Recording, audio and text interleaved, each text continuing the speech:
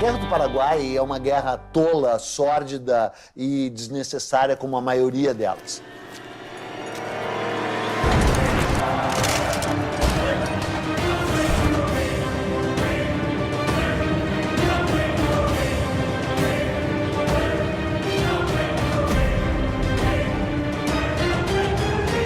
Uma guerra, a primeira vítima é a verdade.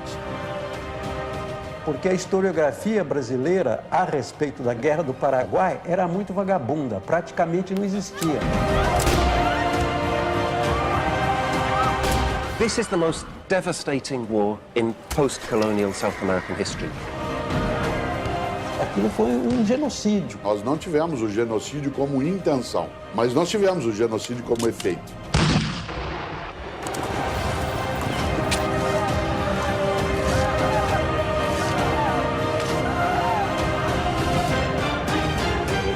História é escolha.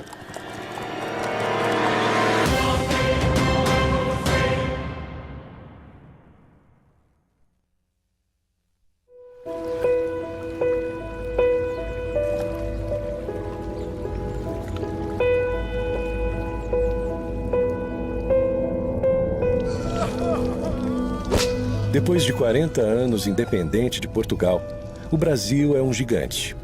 Rural, pobre, analfabeto e escravo.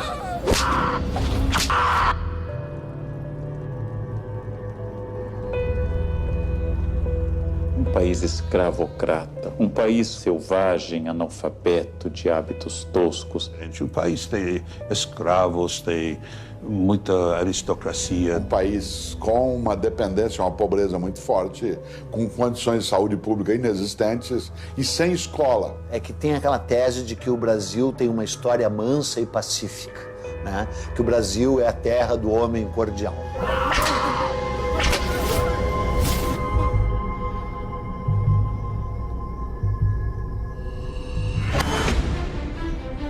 Em 1864, o Brasil é uma monarquia controlada por um homem de 38 anos, que está no trono desde os 14. Dom Pedro II. Apresenta-se Dom Pedro como um homem muito culto, mas ele é um homem muito despreparado. Quer dizer, você vê que é um homem a quem falta polimento, né? A quem falta todas as normas de civilidade. É um caipirão brasileiro. Pedro é um homem que tinha ideais e projetos, mas de fato não tinha vocação de governo. O Brasil enfrenta uma grave crise econômica e o sul do país começa a trazer notícias preocupantes. O sul do Império Brasileiro faz fronteira com 3 repúblicas: Uruguai, Argentina e Paraguai. O Uruguai está em guerra civil. Brasil e Argentina se unem para colocar o uruguaio Venâncio Flores no poder, beneficiando os comerciantes de Buenos Aires e os fazendeiros gaúchos, só que bloqueando a saída do Paraguai para o mar.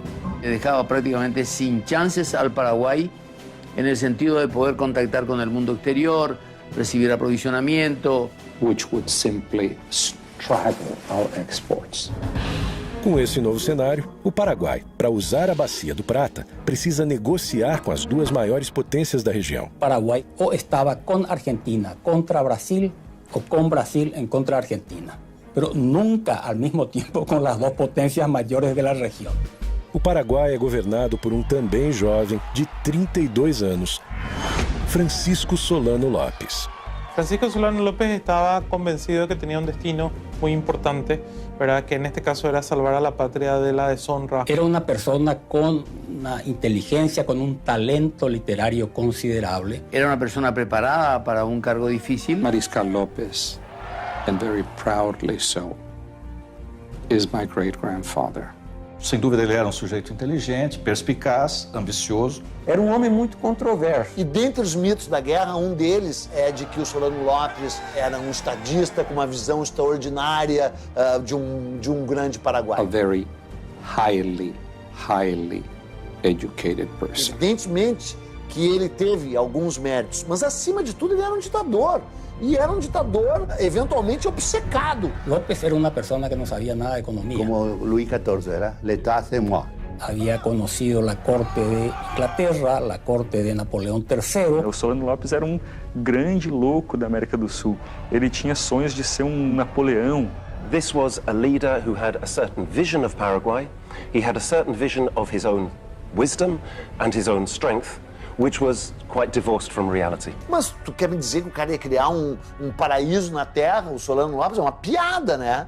The war had one commander from the beginning to the end on the Paraguayan side. O Solano Lopes havia arregimentado as suas forças, dando-lhes a certeza de que lutavam pela liberdade, por uma causa justa e pela pátria. Então isso fazia com que eles fossem indômitos. He conducted the adventure as a military adventure. Nos últimos 10 anos, o Paraguai fez seu exército crescer de 10 mil homens para quase 100 mil combatentes. Construiu uma linha férrea, a primeira da América do Sul, para ligar a capital a um campo militar. E também a primeira linha de telégrafo para se comunicar com a sua principal proteção no Rio Paraguai, o Forte de Humaitá.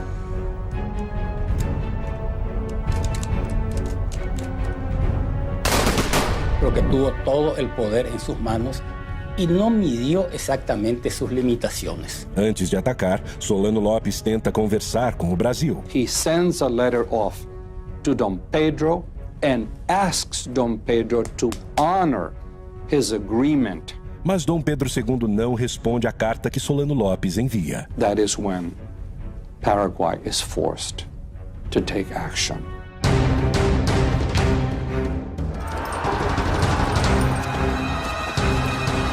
Pela primeira vez em sua história independente, o Brasil tem seu território invadido.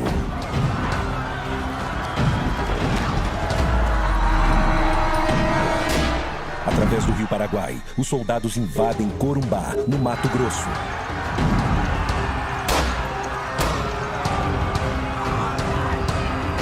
De hecho, los paraguayos cometieron abusos en territorio brasilero y argentino. O exército paraguaio avança, deixando um rastro de destruição por onde passa. Os generais levam junto as suas esposas, que aproveitam para saquear as casas no caminho.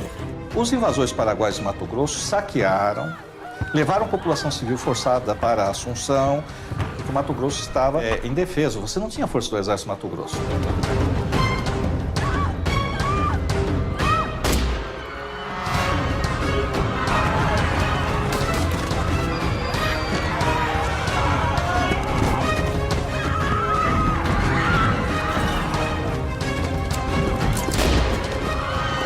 Outra frente do exército chega ao Rio Grande do Sul e toda a cidade de Uruguaiana foge.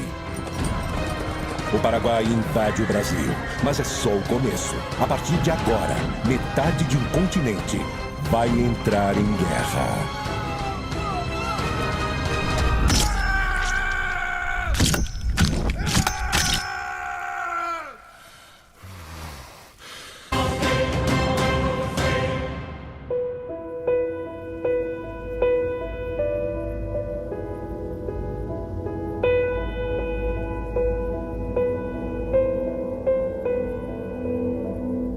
Pressionado pelas tensões políticas do Rio da Prata, Solano Lopes está em guerra com o Brasil. Em 12 de novembro, ele sequestrou o governador do Mato Grosso que passava pelo Rio Paraguai. E no final de dezembro, invadiu, saqueou e dominou cidades do Mato Grosso e do Rio Grande do Sul. Há uma série de especulações e teorias de quais seriam os reais motivos por trás do conflito. Economically speaking, it was the most successful economic story in all of Latin America. In reality, Brazil is already the power. In terms of population, in terms of economy, in terms of resources, Brazil is the power. There was no balance of power. A mí me parece que Paraguay era un mal ejemplo y era un lugar donde no entraban. A história mais maluca de todas da Guerra do Paraguai é esse mito de que o Paraguai era uma potência em crescimento. Eu me pergunto como a gente acreditou por tanto tempo nisso. Porque a historiografia brasileira a respeito da Guerra do Paraguai era muito vagabunda, praticamente não existia. O Paraguai não era um modelo de desenvolvimento para a região. Tinha uma população que era o dobro da do Uruguai, só que o comércio exterior dele era 6 vezes menor. Há uma teoria muito divulgada pela esquerda no governo militar brasileiro de que a Inglaterra tinha medo do crescimento paraguaio e por isso financiou a guerra. Inglaterra está construyendo un imperio mundial y no hay lugar en el planeta que le sea indiferente. Paraguay, as I said, is dependent on British technology. It is dependent on British money.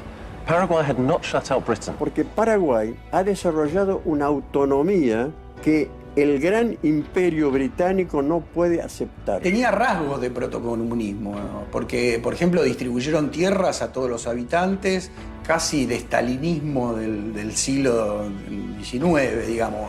Allí donde hay la posibilidad de crear un mercado para las mercaderías que fabrica la Revolución Industrial. O mercado consumidor paraguaio não existia. A população não tinha poder aquisitivo, não existia um mercado consumidor. Segundo, mesmo que existisse, qual a lógica de você fazer uma guerra para abrir o mercado consumidor e destruir esse mercado?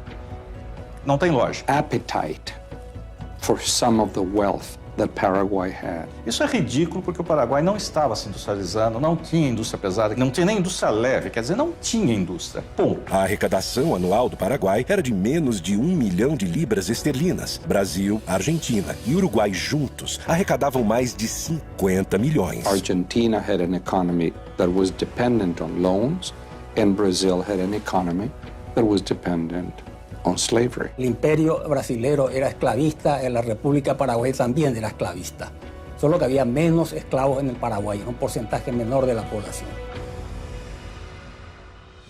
Há também outra versão que coloca Solano Lopes como louco, um Napoleão das Américas. O Solano Lopes, ele tinha delírios megalomaníacos. Ele queria fazer um grande Paraguai, pegando parte do Brasil, parte da Argentina e o Uruguai. All decision-making in Paraguay was centered upon himself. Os únicos papéis, documentos que a gente tem da época mostram que a Inglaterra tentou conter as maluquices do ditador Solano Lopes. Tem um Solano Lopes que é o ditador. Mas tem um Solano Lopes que é um ditador e que age com uma racionalidade. A Inglaterra não financiou a guerra. Tampouco o ditador paraguaio era louco. Invadir o Brasil é a opção que Solano Lopes encontra para negociar com o gigante vizinho. Na época, você atacava um país e a vitória era conquistar a capital inimiga. Obviamente, era inviável ao Paraguai conquistar o Rio de Janeiro. Solano Lopes manda seu exército tomar o sul do Mato Grosso, região que quer anexar ao território paraguaio, e o Rio Grande do Sul, para chegar até o Uruguai. Assim, ele tem mais força para negociar com Dom Pedro II e restabelecer a sua saída para o mar. Se ele não invadisse o Brasil, ele não teria causado a guerra. Só que Dom Pedro II não se rende e, em vez de negociar com Lopes, procura Bartolomeu Mitre, presidente da Argentina, e Venâncio Flores, presidente que colocou no poder no Uruguai, e forma, em 1º de maio de 1865, a Tríplice Aliança entre Brasil, Argentina e Uruguai. La Triple Alianza no quería saber absolutamente nada. Había que liquidar a Solano y lo que él representaba. Agora, oficialmente sozinho, Solano Lopes tem duas opções: negociar uma trégua e recuar sem derramamento de sangue, ou atacar os navios brasileiros que bloqueiam a sua saída para o mar. 11 de junho de 1865, Corrientes, Argentina. Começa a maior batalha naval da história da América do Sul. A formação dos estados na região da Bacia do Prata é a grande causa da Guerra do Paraguai. A Bacia do Prata é constituída pelas águas dos rios Paraguai, do gigante rio Paraná, que vem do Brasil, e do rio Uruguai.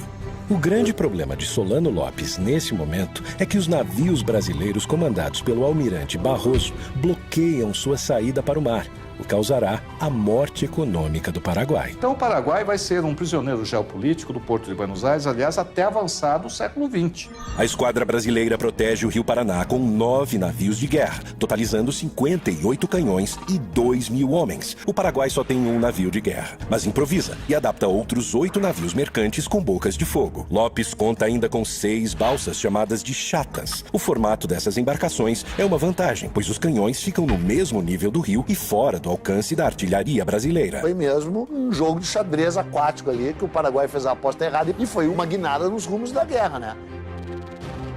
9 navios brasileiros na margem do Riachuelo.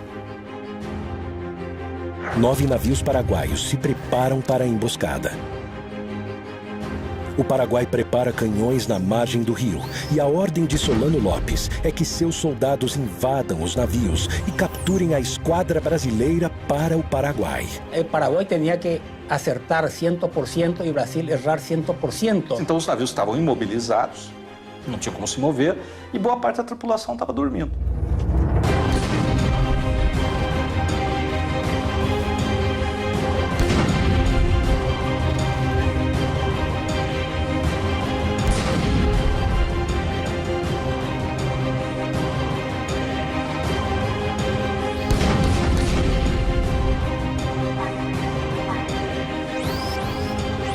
No ataque surpresa, o Paraguai leva vantagem no início da batalha, mas uma decisão do almirante Barroso vira o jogo para o Brasil. Inspirado pelo Ariete, uma antiga máquina de guerra usada para romper muralhas e fortalezas, Barroso aproveita as embarcações brasileiras revestidas de aço para estraçalhar a esquadra inimiga. Ele parte para cima dos vapores paraguaios e muda o rumo da batalha.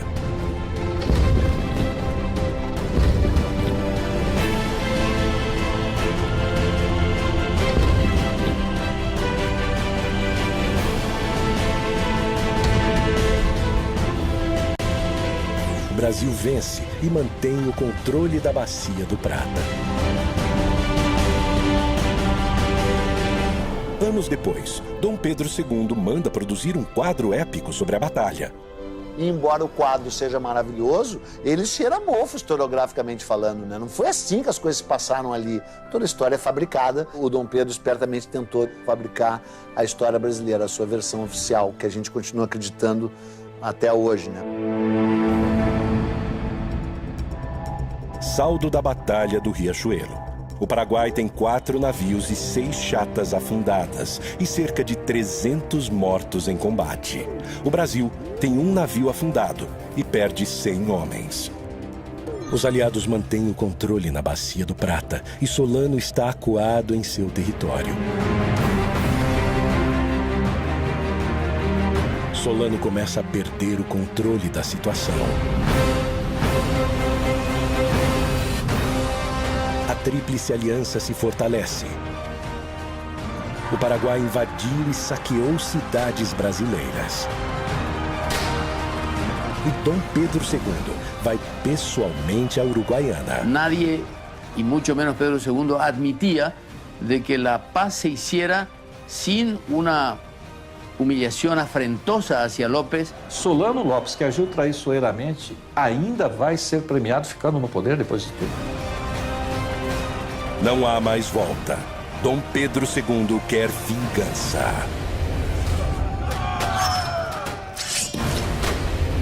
Quem vai invadir o Paraguai agora é o Brasil.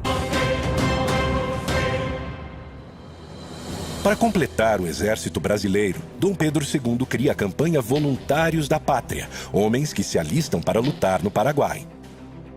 Então, além de tudo, é uma guerra lutada por ex-escravos, escravos libertos, indígenas e voluntários da pátria, né? Porque voluntários da pátria é uma piada sensacional, né? O próprio imperador se nomeia voluntário da pátria número 1. Mas todos esperavam que fosse uma guerra como tinha sido sempre, né? Durava alguns meses e aí acabava. Quando a guerra se estendeu, as condições difíceis, não tinha perspectiva de fim.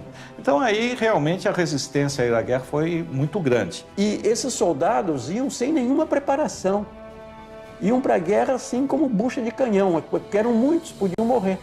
Quem quer ir a uma guerra que no significa nada, que nunca escuchó hablar de algo que se llama Paraguay, hay que colocarse en la mentalidad del pueblo de aquella época.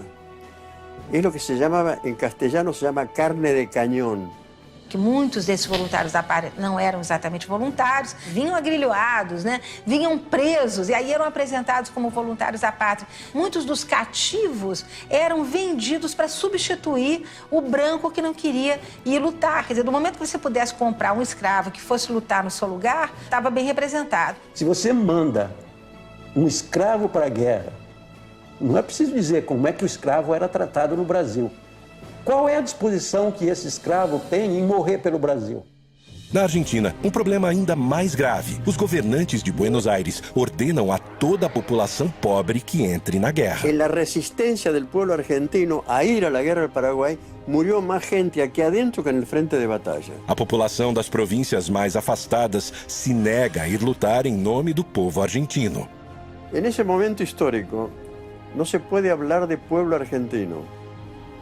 Se puede hablar de diferentes identidades regionales, sanjuaninos, mendocinos, entrerrianos, etc. Porque no existe la conciencia nacional. De hecho, muchos hijos de hombres notables y de la burguesía se enrolaron. El hijo de Sarmiento, que era el vicepresidente, se enroló a los 21 años, murió en Curupaití. Sarmiento odiaba a los paraguayos y tuvo expresiones terribles, como exterminar ese pueblo. Creo que la guerra de la Triple Alianza no le hizo ningún bien a la Argentina, que más bien la cargó de vergüenza. 16 de abril de 1866. Com uma grande maioria de brasileiros, o exército aliado pisa em território paraguaio.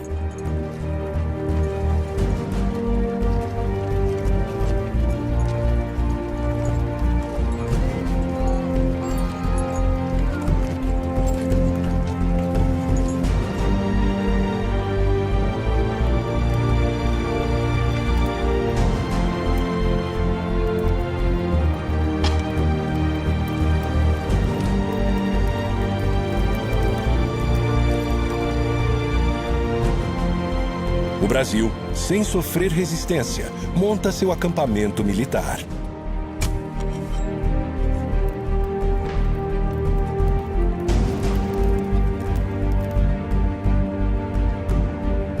Comerciantes e mulheres acompanham a tropa oferecendo todo tipo de serviço.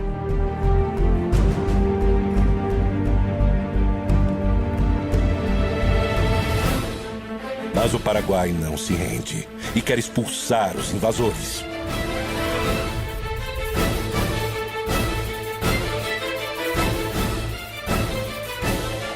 É fundamental em qualquer operação militar, seja no século XIX ou hoje, você conhecer o terreno que você vai agir. E não se conhecia o terreno. O acampamento militar fica na entrada do país, a 300 quilômetros da capital, Assunção, com uma imensidão desconhecida e pantanosa pela frente. Mas não se tinha um mapa do interior do Paraguai, devido ao isolamento paraguaio. Ninguém conhecia o que era o interior do Paraguai, só se conhecia Assunção. E é nesse momento que o Paraguai começa a montar sua emboscada. Está almoçando ali com os chefes o general Osório. A tropa que está mais na frente começa a debandar, começa a correr para trás para conseguir algum apoio e aí tem a matança.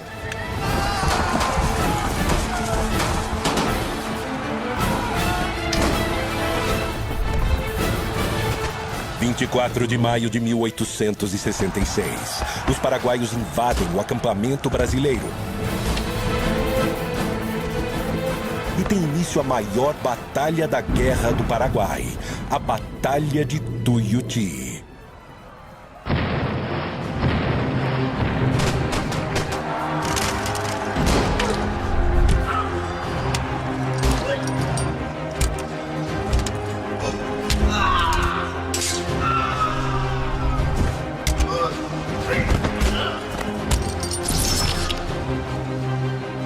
Com o ataque surpresa, o Paraguai leva vantagem no início do confronto.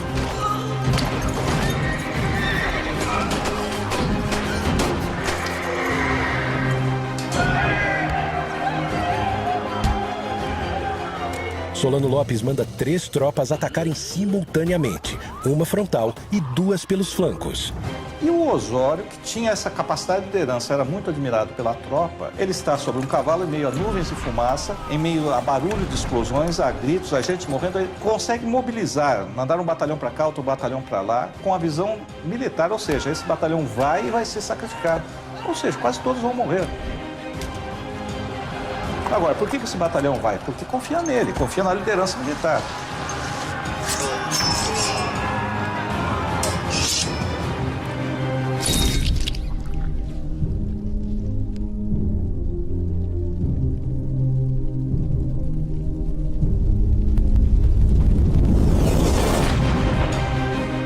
Então ele consegue distribuir e consegue reverter a guerra. Que o centro da resistência aliada vai ser os canhões da artilharia que estão colocados um pouco à frente do quartel-general.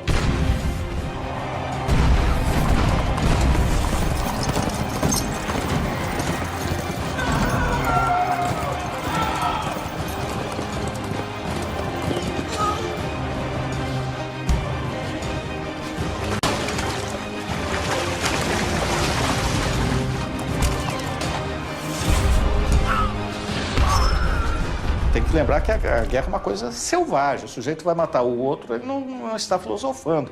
Ele está com ódio.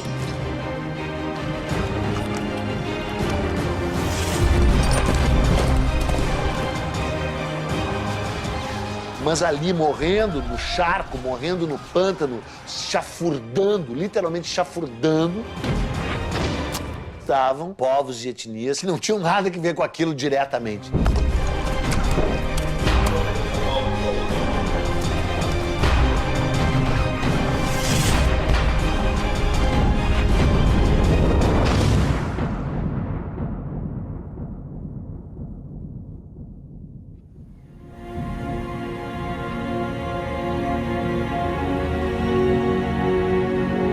Como resultado da Batalha do Tuiuti, o Paraguai perde 13 mil homens, o melhor de seu exército. Os aliados, juntos, perderam 4 mil homens. Mas não há motivos para comemorar.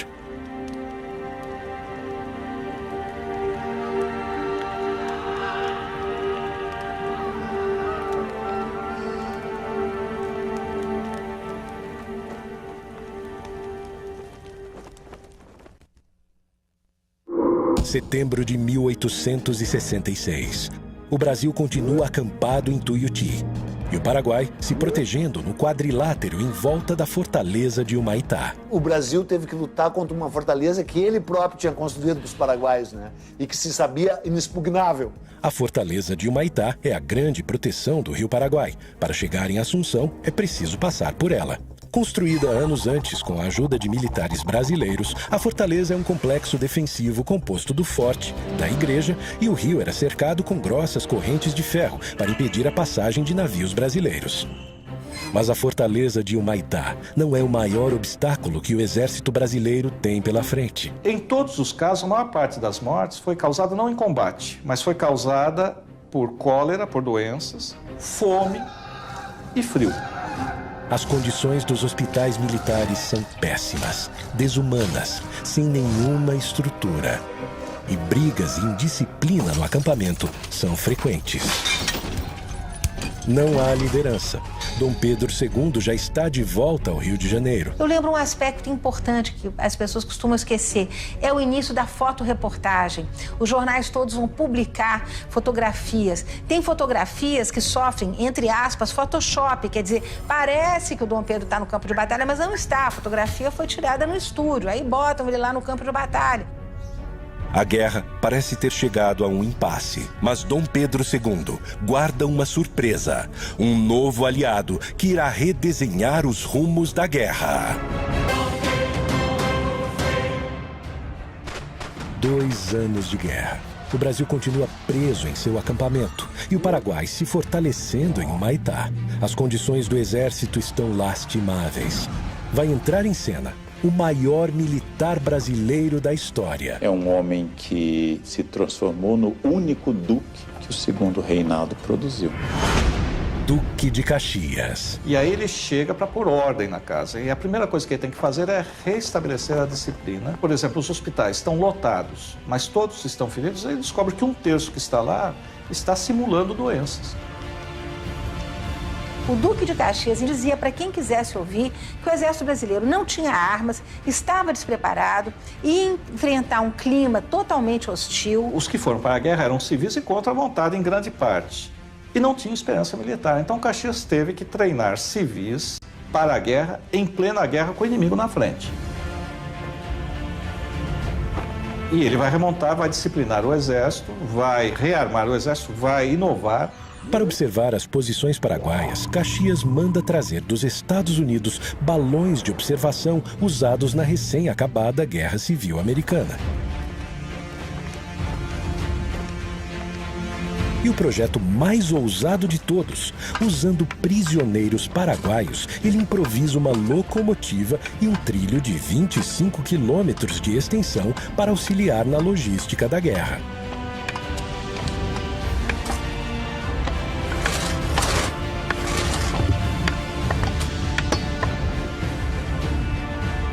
Vai começar a série de batalhas conhecida no Brasil como Dezembrada e no Paraguai como Dezembro Negro.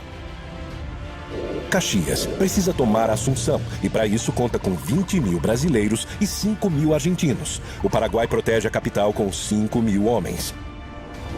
A esquadra brasileira derruba a fortaleza de Humaitá. Foi uma batalha terrível por uma fortificação que a engenharia militar brasileira cedeu ao Paraguai anos antes, já naquele barril de pólvora que era aquela bacia do Prata inteira ali, né? Às margens do rio Itororó, a primeira batalha que o Paraguai resiste bravamente. Quem ataca nessa guerra até um determinado momento leva desvantagem.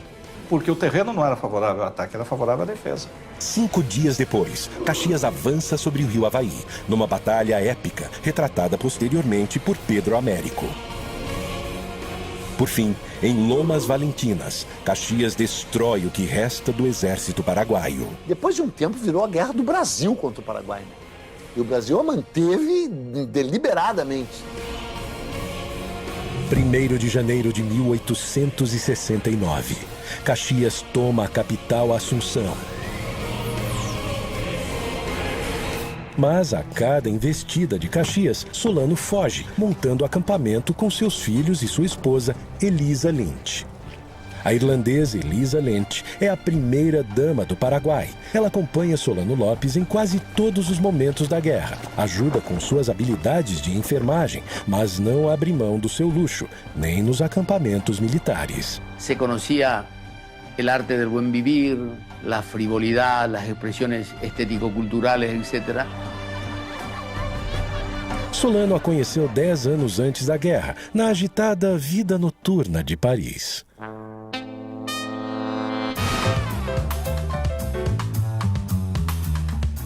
Solano Lopes era o jovem diplomático mais rico em Paris. Era o grande momento das cortesanas e também das prostitutas. Os inimigos apontam ela como prostituta. E ela vivia do quê? Certo, então ela é acusada de prostituta. Ela era um símbolo sexual para os exércitos inimigos. Possivelmente, ela teve algum contato muito breve com esse mundo. Parte de todo isso era uma mulher rubia e bella. E isso é um pecado inadmissível para ela.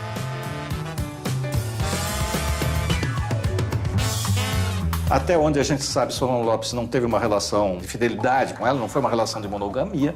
Num primeiro momento, talvez ela fique interessada por ele, pelo exotismo, mas num segundo momento eu acho que realmente ela se apaixona por ele e realmente é uma relação real, certo? Não é uma relação por interesses monetários, embora ela tenha saído rica dessa relação. Anos depois da guerra, Elisa escreve um manifesto onde se defende das acusações sobre o seu passado.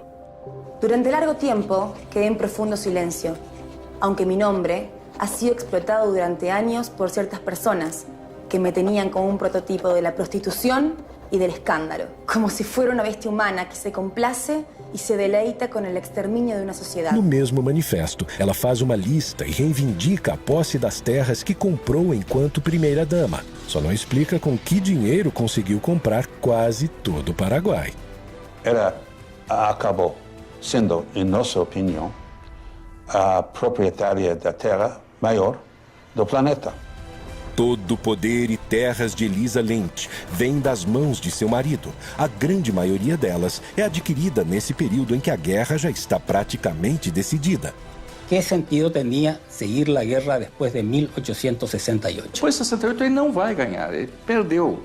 Ele podia negociar a derrota. En 1868 la guerra estaba perdida, absolutamente perdida. Una guerra que obviamente ya para esa altura ya estaba perdida. Y cuando ya no había razones para seguir resistiendo, ¿para qué resistir? Solano Lopes dá ordens para que as cidades paraguaias sejam abandonadas à medida em que o exército inimigo avança. Assim, ele pretende evitar a vingança brasileira e um massacre ainda maior. Ele dá ordens da população civil sair, para os aliados não terem acesso a comida, a apoio, a informações.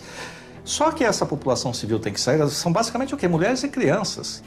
Tem que sair forçadas, sem meio de transporte, sem comidas. Resultado, você tem uma mortandade da população civil que não tinha mais sentido militar. A destruição do Paraguai é feita pelos aliados?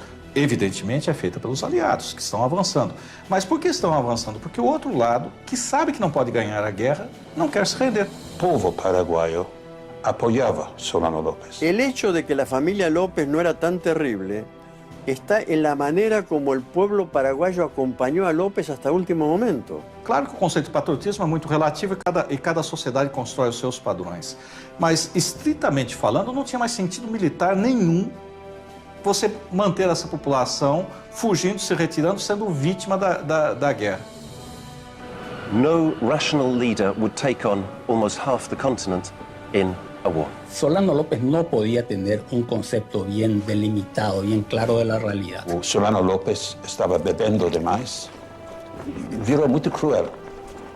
E não cabe dúvida, ele fez coisas que eram horríveis. Então ele mandou, por exemplo, prender a mãe, as irmãs, matou um irmão sob tortura, o outro morreu por exaustão física devido à perseguição dele, matou dezenas de pessoas. É a onipotência, a arrogância e o desprezo pela vida das pessoas que estão subordinadas a eles. Eu acho que nesse sentido Solano López é igual a Stalin, que é igual a Hitler. Janeiro de 1869. Com a capital tomada, o Paraguai não representa mais perigo aos aliados da região do Prata. E para Caxias, é o fim da guerra. Tem uma frase do Caxias que diz que ele não era coveiro. Para vencer a guerra do Paraguai, como se pretendia, teria que matar o último paraguaio no ventre da sua mãe. Ele se recusou a fazer esse papel. Mas Dom Pedro II está obcecado atrás de Solano López. From that point on, it was a war of vengeance against o Mariscal López. Sem Caxias, o comando vai para o seu genro, o francês Conde de. Nesse conflito, ficou claro o quão violento e eventualmente sanguinário até o Brasil pode ser. Enquanto continua sua fuga, Solano López usa o que sobrou da população para retardar o avanço brasileiro. Cumprindo ordens de Solano, o general Cabaleiro comanda crianças para lutar com o exército inimigo. Teve um grau de crueldade e violência do exército brasileiro, né, desmedido.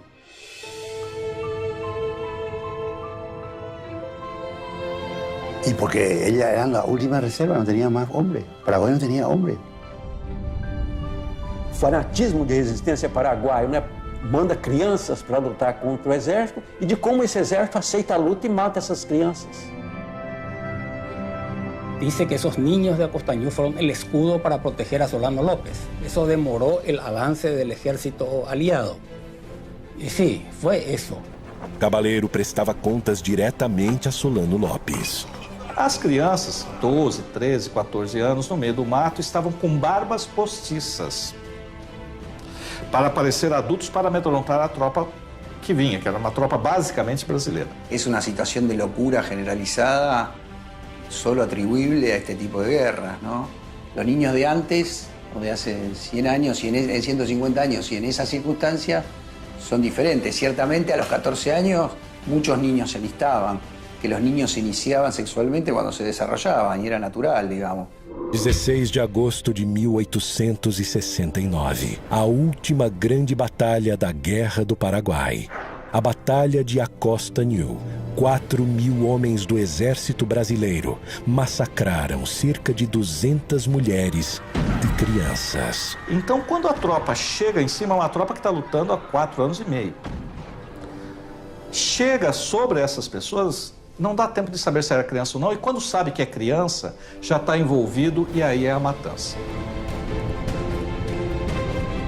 En la guerra se aplicó una crueldad inútil para niños indefensos y además de indefensos, absolutamente desnutridos, casi en estado de inanición. Quem envia crianças para uma guerra contra soldados profissionais, o que pode ocorrer?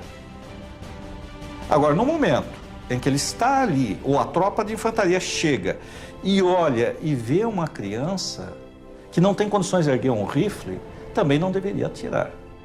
O Solano colocou crianças na linha de frente para retardar o avanço brasileiro. O Conde D avançou sobre crianças, e matou mulheres, matou velhos. En realidad los niños no fueron a la guerra vino hasta los niños.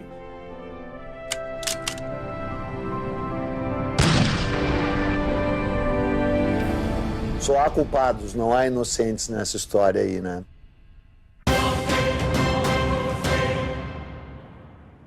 O Brasil queria garantir a sua navegação nos rios do Prata. E o Paraguai também. Essa região sempre foi uma região conflagrada. O Solano Lopes desempenhou o papel do fósforo aceso no barril de pólvora. Solano Lopes invadiu e saqueou cidades brasileiras. Dom Pedro II quis se vingar. Dom Pedro, como se dizia na época, era uma luva de veludo escondendo uma mão de ferro. Batalhas nos rios, no pântano, contra todo tipo de adversário. E agora, o Paraguai está devastado. En una matanza absolutamente inútil que diezmó al pueblo paraguayo absolutamente. Os números mais fiéis indicam que o Paraguai tinha uma população em torno de 500 mil pessoas antes da guerra. Doenças e combates foram responsáveis por mais de 300 mil mortes, 60% da população. Do lado brasileiro, com uma população de 9 milhões de pessoas, morreram cerca de 75 mil brasileiros, menos de 1% da população. Toda a força dos países aliados destruiu o pouco que esse país agrário tinha. O nosso exército cometeu aquilo que eu chamei de genocídio. Tecnicamente pode até não ser, mas na prática, no sentimento que a gente tem e nos números da mortandade provocada, aquilo foi um genocídio. Olha, genocídio é forte demais, né? Embora se assemelhe a isso, né? Genocídio é uma coisa, massacre é outra. Fue realmente una catástrofe demográfica. Estamos hablando de 300.000 personas, ¿verdad? 3 de cada 5 paraguayos murió a lo largo de 6 años. Quer dizer, o Paraguai é o maior perdedor, sem dúvida nenhuma. História é escolha. Chamar de genocídio dependerá do momento. Usá-lo com propriedade, no meu entender, em relação à Guerra do Paraguai, de onde foi a intenção, jamais. Onde nós chegamos, sem dúvida. Para a conquista ser completa, Dom Pedro II ainda precisa encontrar Solano Lopes. Mas sua busca está próxima do fim. 1º de março de 1870. Acampamento de Cerro Corá, norte do Paraguai. Porque a ordem que o imperador tinha dado e o objetivo da guerra não era matar Solano Lopes, era retirá-lo do poder. A very macabre scenario on the battlefield of Cerro Corá. É um caos ali, fogo, fumaça, gritos, é tudo muito rápido. Ele tenta fugir a cavalo. E o Chico Diabo, né, o nosso cabo, lançou. O cabo Francisco Lacerda fere a virilha de Solano Lopes e um tiro brasileiro mata o seu filho, Pantito Lopes. Elisa Lynch se enrola em uma bandeira britânica e consegue sobreviver. Foi fácil identificá-lo porque ele era o único gordo. São os últimos momentos de Solano Lopes. E aí, segundo a descrição do general Câmara, Solano Lopes está no riacho, ele dá ordem para que ele se renda. Solano Lopes pega a espada e diz que não se entrega e morre com a sua pátria. E um soldado, quando viu Solano Lopes erguer a espada, deu um tiro. Ele já estava mortalmente ferido, mas o tiro vai levá-lo à morte.